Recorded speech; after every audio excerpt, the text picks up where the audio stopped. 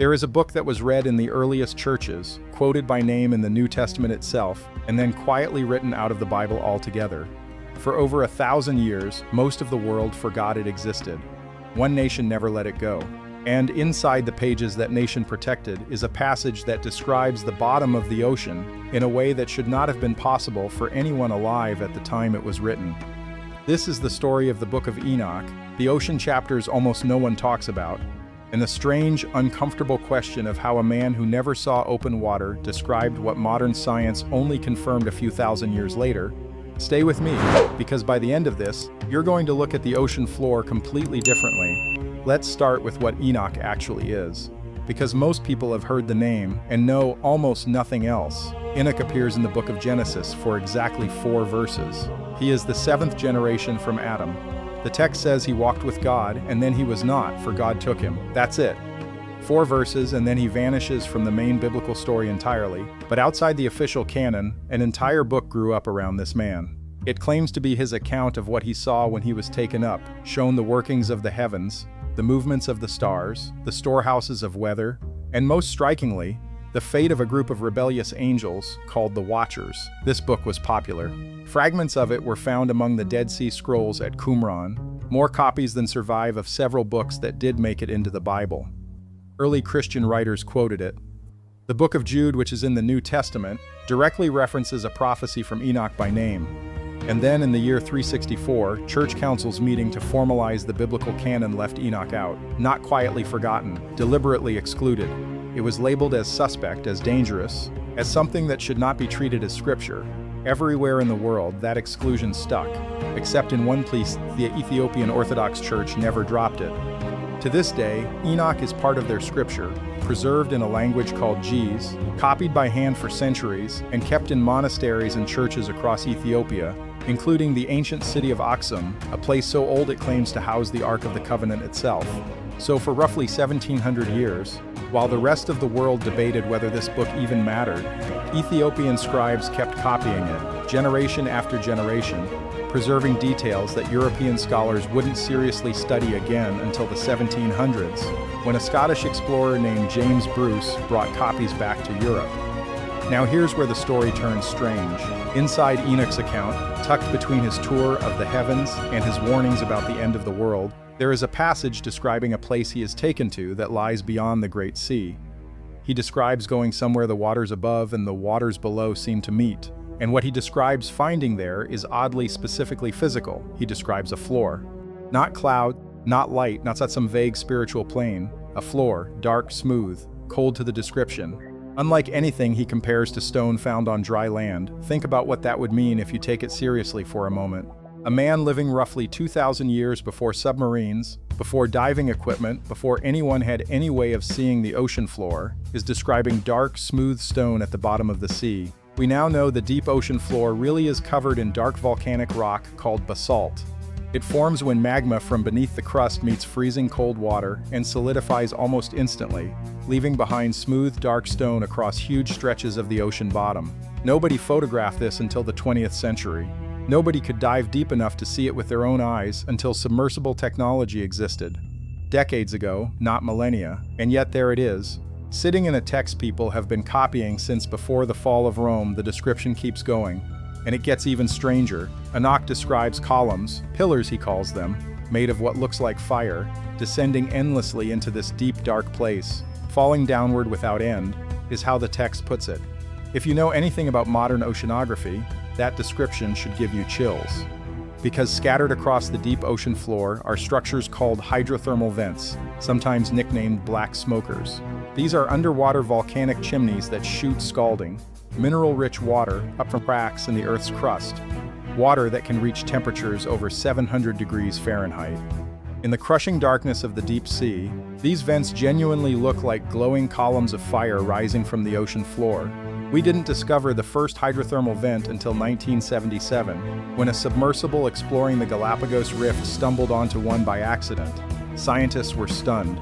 Nobody expected to find anything like it, let alone entire ecosystems of strange life clustered around these underwater furnaces, thriving without a single ray of sunlight. A text older than the Roman Empire describes pillars of fire rising endlessly from the bottom of the sea.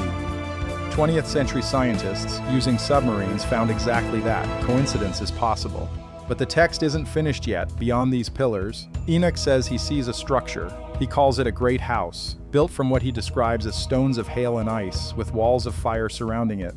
And set into that structure is a door he reaches toward and is stopped before he can open it. He's told, essentially, that this is not for him to open.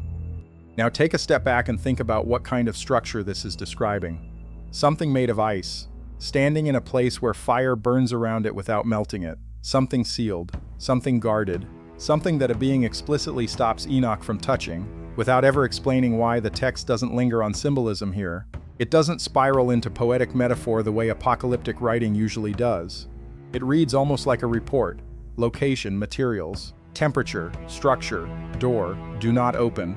And then Enoch is told who or what this structure holds. According to the text, this is where a group of spiritual beings are kept. Beings connected to the same rebellion that runs through the rest of the book, the Watchers, who are said to have overstepped the boundary between heaven and earth. But here's the detail that separates this passage from every other prison described in the Book of Enoch.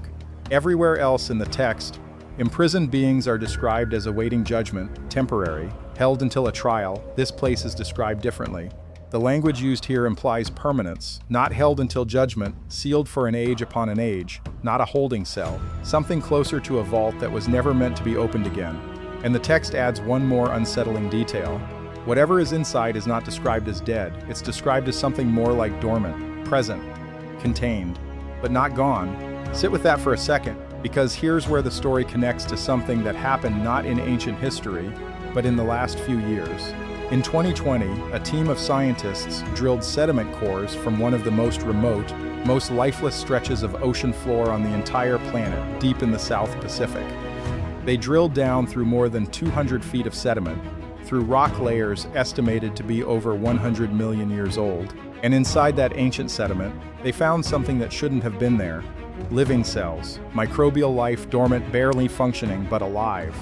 Their metabolism was so slow that researchers estimated a single breath, in terms of oxygen consumed, would take these organisms roughly 10,000 years. Not dead. Not really alive in any way we normally define it, just persisting. Waiting in total darkness, sealed beneath layer after layer of the ocean floor for longer than human civilization has existed. Scientists didn't have a clean category for what they'd found. It wasn't standard dormancy, it wasn't death. It was something in between. Something the deep ocean had been quietly hiding the entire time humanity was building pyramids, empires, and religions above it. A text written before the Roman Empire describes something sealed beneath the ocean floor that is not dead, only contained, waiting.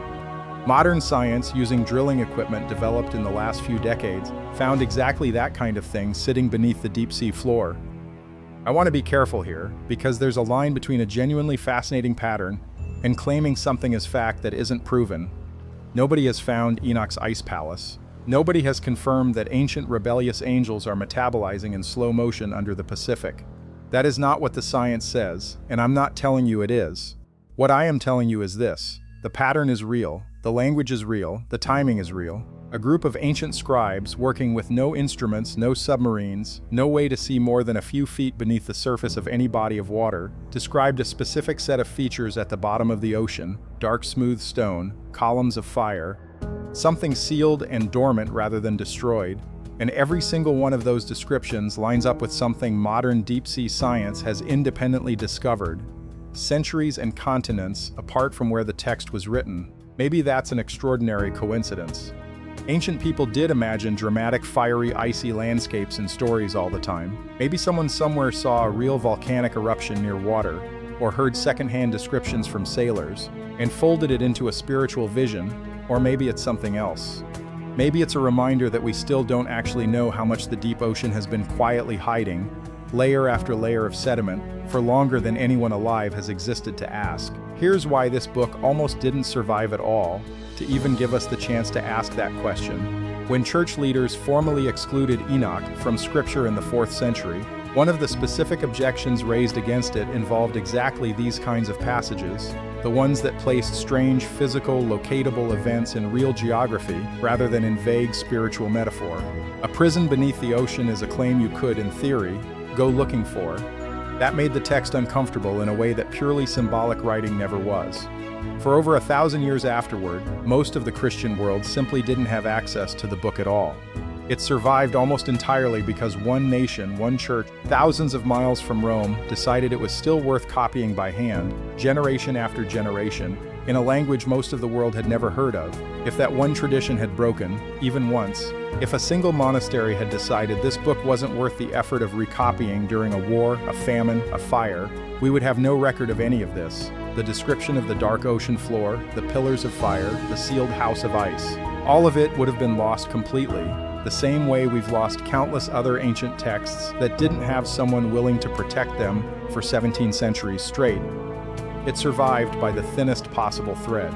And it turns out that thread was carrying details about the bottom of the ocean that wouldn't be confirmed by science until thousands of years after they were first written down. So the next time someone tells you an old religious text is just myth, just poetry, just symbolism with nothing real behind it, remember this one.